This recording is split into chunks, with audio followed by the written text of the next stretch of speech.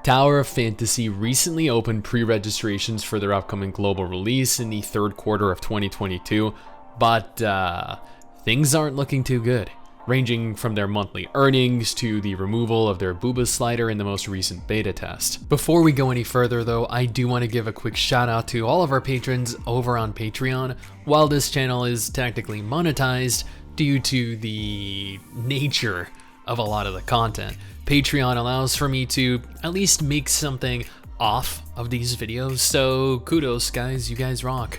Now I know that the White Knights for the game are going to hate me for saying all of this, but honestly someone needs to. So let's go ahead and start this off by taking a look at how Tower of Fantasy is currently doing. According to Statistics Online, over the course of the last month, Tower of Fantasy made a grand total of $2 million on iOS devices. That doesn't seem too bad though, right? Given that this is a stunning new anime MMO gacha game. But let's go ahead and compare that to a few other gacha games to get a more accurate gauge. Note, each of the following games' earnings are taken from the last month. Uma Musume made over $43 million.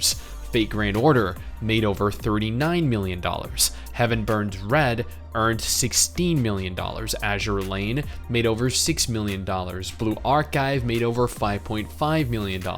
Tower of Fantasy cannot even break into the top 10 most played, nor the top 10 highest grossing gacha games at any point in its life. This month, last month, okay, that's a lie. When it launched within the first week, it probably did. But since its launch month, it cannot make it into the top 10. It cannot even make it into the top 20. And I'm assuming here continues to struggle to even make it into the top 50, being overtaken by games that have been out for so long that they look like they were developed for a platform built last generation. When the global release was announced to be entering pre-registration, almost nobody noticed.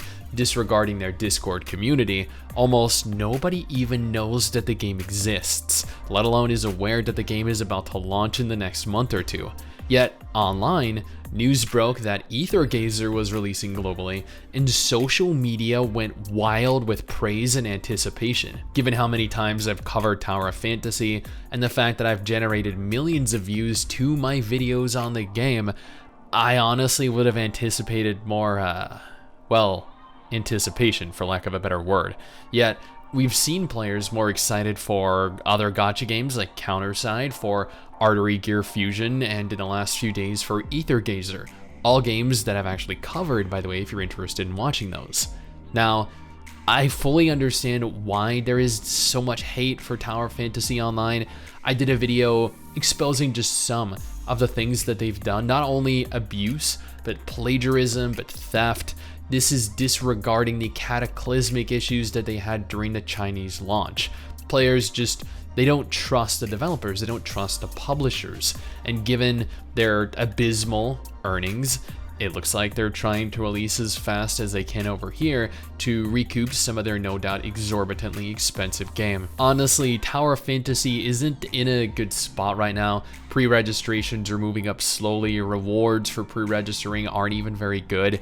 The game is a lot of fun. Both Mrs. Stix and I played, several weeks of it straight over on stream, and we had a lot of fun, but hardly anyone knows about this game, and even less actually want to play it. And did you hear the most recent beta test had the booba slider removed? This was confirmed by so many players online. It's unconfirmed whether this is a permanent removal or if it's just going to be temporary, but that's a pretty big blow to customization if they opt for the former. Now, for those of you that are not interested in Tower Fantasy, because it carries the potential to be a more catastrophic failure than Ni no Kuni Crossroads was. The potential here, not confirmed, not definitive, but here's a list of other gacha games that you can play, or MMOs, if you prefer those. You're welcome.